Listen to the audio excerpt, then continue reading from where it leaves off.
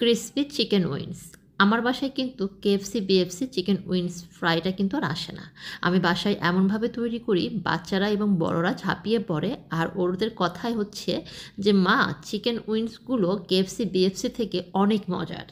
KFC বিএফসিতে অনেক সময় দেখা যায় যে চুপসে যায়, বা ওই যে মজাটা ওই রকম লাগে না, আটা আটা লাগে। তো তোমার হাতের চিকেন উইংসটা আসলেই কিন্তু অনেক মজার। আপনারাও বানিয়ে নিতে পারবেন আমার মতো করে খুব সহজেই। তাহলে চলুন রেসিপিটা আমরা দেখে নিই। প্রথমে চিকেন উইংসের কাটিং দেখাই দিচ্ছি। নখের এই অংশগুলো কেটে ফেলছি, আর আমি যেভাবে কাটছি এভাবে যদি কাটেন দেখবেন যে মাত্র কয়েকটা চিকেন উইংস দিয়ে এক গাদা চিকেন উইংস আপনি ভেজে নিতে পারছেন। তবে কেউ চাইলে এমন আস্তই রাখতে পারেন, তবে আজ আমি আপনাদেরকে দেখাচ্ছি এই যে চিকেন উইংসের মাছ বরাবর আমি কেটে নিচ্ছি। এরকম এক পাশে একটা কাঠি অর্থাৎ একটা হাড় আর এক পাশে আর একটা হাড় দিয়ে এভাবে মাছ বরাবর কিন্তু কেটে নিলে এই ফ্রাইসগুলো যখন আপনি ফ্রাই করবেন অল্প সময়ে ভেতর পর্যন্ত কুকড হবে, একই সাথে সংখ্যায় অনেক বেশি হবে, বাচ্চারাও খুব উপভোগ করবে। 10টা চিকেন উইংস কেটে এখানে 20টা হয়েছে। তার মধ্যে স্বাদ অনুযায়ী লবণ, হাফ চা চামচ গোলমরিচ গুঁড়ো, 1 চা চামচ লাল মরিচ গুঁড়ো, হাফ চা চামচ চিনি টেস্ট ব্যালেন্সের জন্য, আর রসুন পেস্ট হাফ চা চামচ, আদা পেস্ট হাফ চা চামচ। সয়া সস দিচ্ছি এখানে 1 টেবিল চামচ পরিমাণ। হাফ চা চামচ লেবুর রস দিচ্ছি, আর হাফ চা চামচ বেকিং সোডা দিচ্ছি।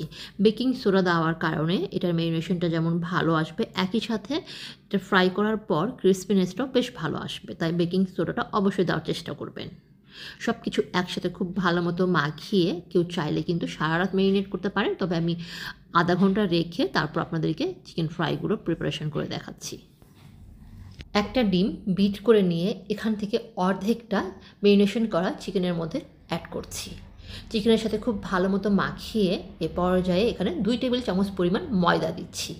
চেষ্টা করবেন এ পর্যায়ে ময়দাটা অবশ্যই অ্যাড করতে, এতে করে কোট করার সময় বেশ ভালো কোট হবে। আপনাকে ডাবল কোট করার কোনো দরকার পড়বে না। ময়দা মাখানো এই চিকেনগুলো কোট করার জন্য এখানে হাফ কাপ পরিমাণ ময়দা, তার মধ্যে 1 কাপ পরিমাণ ময়দা, আর এখানে 1/4 কাপ থেকে একটু বেশি পরিমাণ কর্নফ্লাওয়ার নিয়ে তার সাথে গোলমরিচ গুঁড়ো মিশিয়ে নিচ্ছি। এভাবে খানিকটা কর্নফ্লাওয়ার আর ময়দা একসাথে মিশিয়ে এর মধ্যে যখন আপনি চিকেনগুলো কোট করবেন তখন কোটিংটা বেশ ভালো হবে, আর তখন এটা ফ্রাই করার পর এটার ক্রিসপিনেসটা কেএফসি আর বিএফসি থেকেও ভালো হবে, একদম আটাটা ভাবটা লাগবে না। আর আমি কতটা ঠিক বলেছি, এভাবে যখন আপনি উল্টে পাল্টে কোট করে নিয়ে তেলের মধ্যে ছাড়বেন আর একদম মার্বেলের মতো কোটিংটা চলে আসবে, পুরো ভাজা হওয়ার পর আপনি অবাক হবেন যে কতটা মচমচে চিকেন ফ্রাই আপনি ঘরে তৈরি করে নিতে পারছেন। আর ছাড়ার সময় এভাবে একটু উপর থেকে ঝাপ করে ছাড়বেন, এতে করে মার্বেল যে ভাবটা সেটা বেশি ভালো আসবে। আর চেষ্টা করবেন আমার মতো এইরকম ছোটো প্যানের মধ্যে তেল ডুবো রেখে চিকেন ফ্রাইগুলো ফ্রাই করতে, এতে করে অল্প তেলের মধ্যে আপনি চিকেন ফ্রাইগুলো খুব ভালো মতো করে নিতে পারবেন। আর এভাবে করলে ডুবো তেলের মধ্যে সেই চিকেন ফ্রাইয়ের মানগুলো বেশ ভালো আসে। দেখেন কত ভালোভাবে মার্বেল কোটিংটা চলে এসেছে। কেএফসি বিএফসি থেকে কি খারাপ বলেন তো আপনারাও তৈরি করে নিতে পারবেন এই সকল কয়েকটা টিপস আপনারা যদি ফলো করেন আর টেকনিকগুলো ফলো করেন। যেমন ছোটো প্যানের মধ্যে অল্প তেলের মধ্যে এভাবে ডুবো তেলের মধ্যে ভেজে নিতে, এতে করে শেপগুলো ঠিক থাকবে। আর আমি সব কিছু পরিমাপ যেভাবে দেখিয়ে যাচ্ছি, বেকিং সোডা আর ময়দার সাথে কর্নফ্লাওয়ার মিশিয়ে যেভাবে আমি বেকিং সোডাটা চিকেনের সাথে মেশাবেন, আর ময়দার সাথে কর্নফ্লাওয়ার আর গোলমরিচগুলো অ্যাড করলেই চলবে।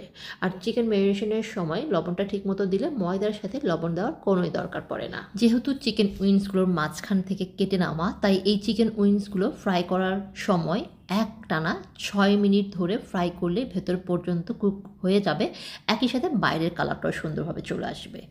যখন বাইরের কালারটা এমন সুন্দর চলে আসবে তখনই তেল থেকে ছেঁকে ফেলতে হবে। দেখলেন তো, মাত্র 10টা চিকেন উইংস দিয়ে এক গাদা চিকেন উইংস ক্রিসপি ফ্রাই হয়ে গেল। আমি আশা করছি সহজ এই রেসিপিটা আপনাদের কাছে ভালো লেগেছে, টেকনিকটাও ভালো লেগেছে।